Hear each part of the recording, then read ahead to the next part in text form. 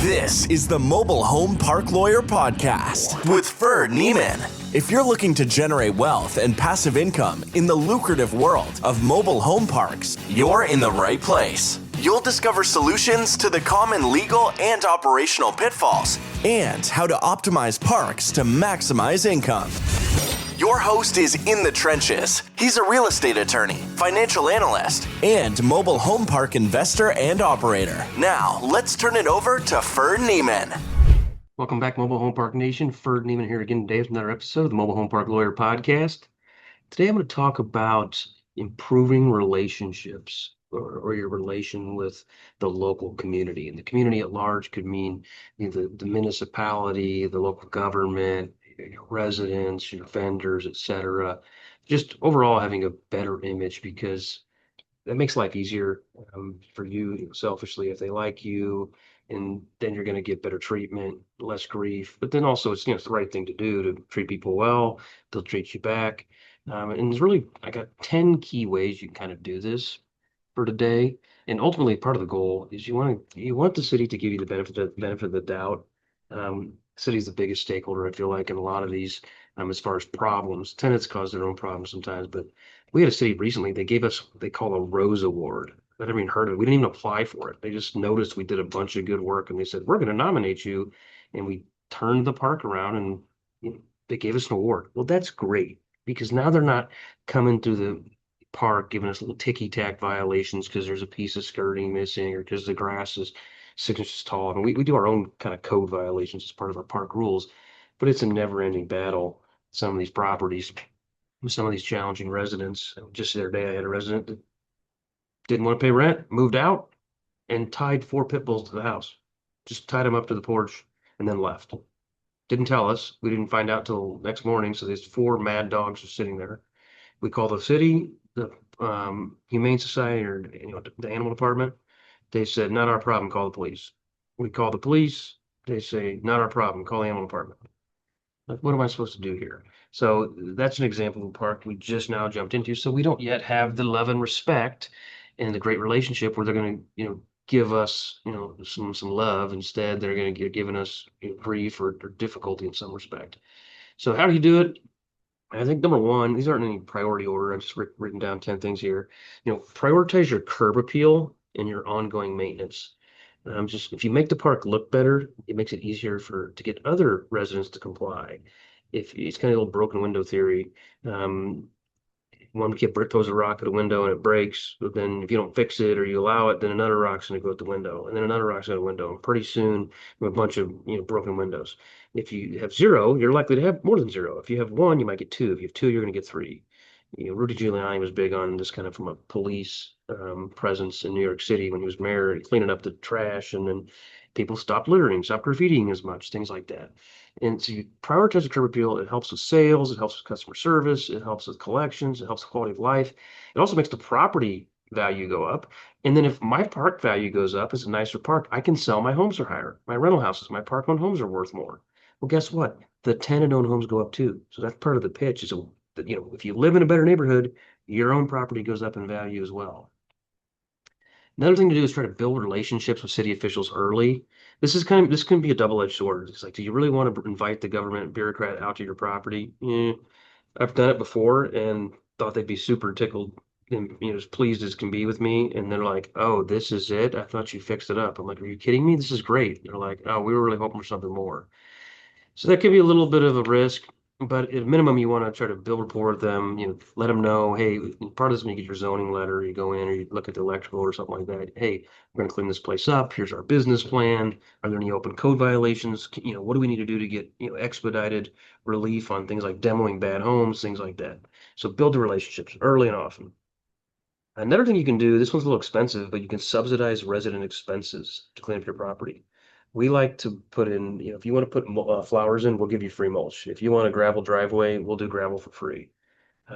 If your house needs to be painted, we'll cover half of it. Sometimes we'll cover the whole thing if it's a really bad house or somebody really can't afford it. We're a premier location, but we have a painting program where we'll power wash your home for free or cheap, and then we'll paint the home. You buy the paint, we'll do the labor. We will help people break replace broken skirting. We'll remove the hitches or the tongues. We try to focus on exterior improvements for obvious reasons, but we will subsidize this. And for anywhere from 2,000 a home to 10,000 a home, you can really turn the place around. Now, if you got to do that 50 times, that gets to be expensive. So, but we'll often budget, 250 to 500 per tenant-owned home as part of our day one budget just to make the park look better. And that obviously helps in a number of other ways, but builds a lot of good relationships. Another thing you can do is you can sponsor a local event or local charity. We've not done a ton of this. One city, the mayor sends me a letter and says, "Would you sponsor the mayor's Christmas party?" And I always give them a small check. Okay, yeah. So then police were there. It's like kind of like joining the chamber. So join the chamber, get involved. You can be involved in some events. Our law firm has sponsored some other events as well, which can help. But for the park, we just try to have, a positive presence. So that one's not the most important, to be honest, to sponsor, but it works sometimes.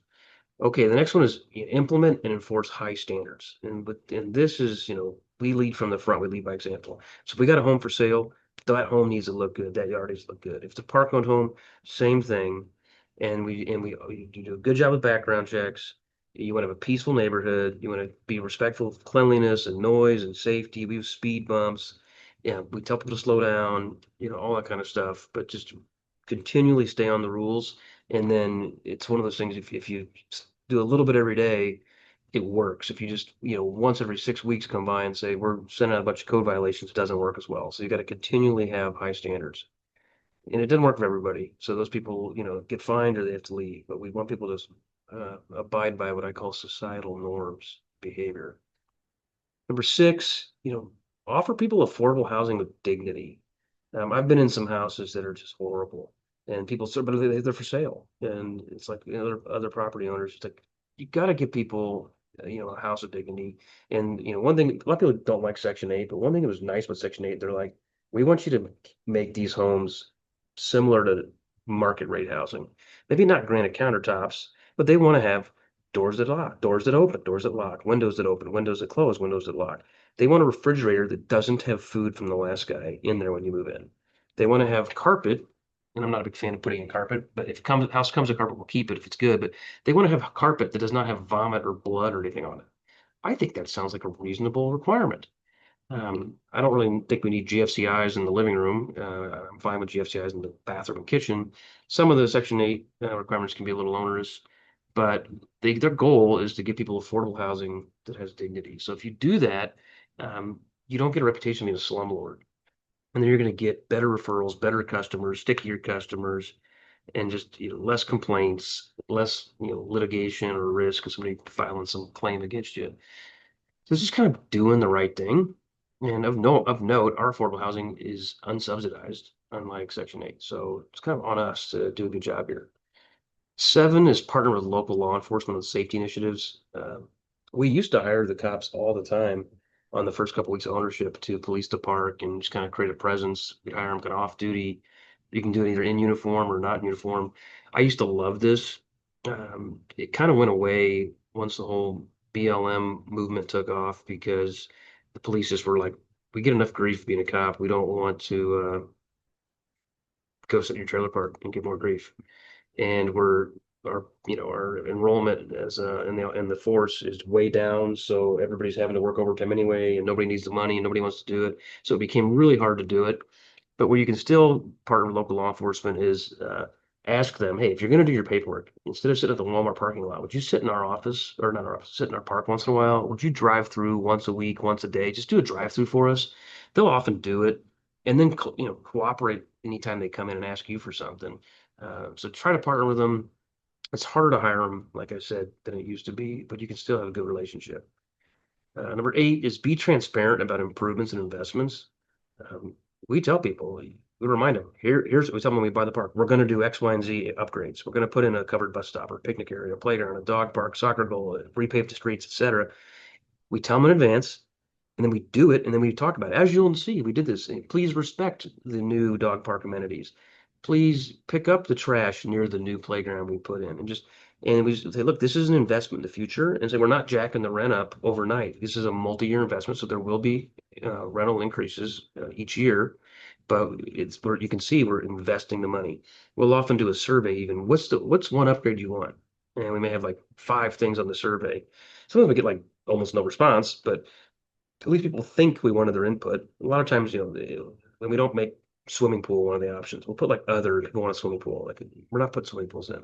I don't like the liability. It's big cost, needs manpower, blah blah. But just show people you're investing, and that really helps improve the relationship. And then the next thing, number 9, is build a positive digital presence. Good photos, good ads, good signage, a Google presence, a Facebook page, etc. If you have a digital presence, well, you're going to have, what's the key to doing business with somebody? If I want somebody to send me money at my property or my law firm, they need to know me, like me, and trust me. Well, if I don't have a digital presence, it's less likely they're going to know me. So by having a digital presence and a positive one, respond quickly, all that kind of stuff, you're more likely to build positive relations. Number 10, invest in the long-term infrastructure and show it. People, they like when they see that you're upgrading the big stuff, like the roads, or you're painting a bunch of homes, or you're fixing a building. It's expensive. If you got to replace water lines or upgrade electrical pedestals, things like that, plant trees. We don't plant a lot of trees. We normally have more trees in the parks than we want, but we at least trim them or cut down the dead ones. Part of that's for liability reasons, part of it's for aesthetic, but it also just shows people like, look, we care. We're showing you we care. Please be part of this solution with us, and let's have a good, positive relationship. Because in a market where affordable housing is desperately needed but politically sensitive, it's those of us that have good relations that are going to do better. We're positive. We engage neighbors. It's not just about profitability, but we want a good reputation. We want good stability. We want long-term growth. So if you lead by example and you do these 10 things, you can improve relationship in your local communities. It's going to be better for your park, better for your residents, better for your investors, better for your bottom line. Everybody wins. Till next time, thanks and God bless. You've been listening to the Mobile Home Park Lawyer Podcast with Ferd Niemann. Ready to learn more? Go to www.themobilehomelawyer.com for free resources and materials to help you succeed. If you love the podcast, go to Apple Podcasts, give us your review, and subscribe today. Thank you for listening. Neither the Supreme Court of Missouri nor the Missouri Bar reviews nor approves certifying organizations or specialist designations. The choice of a lawyer is an important decision and should not be based solely upon advertisements.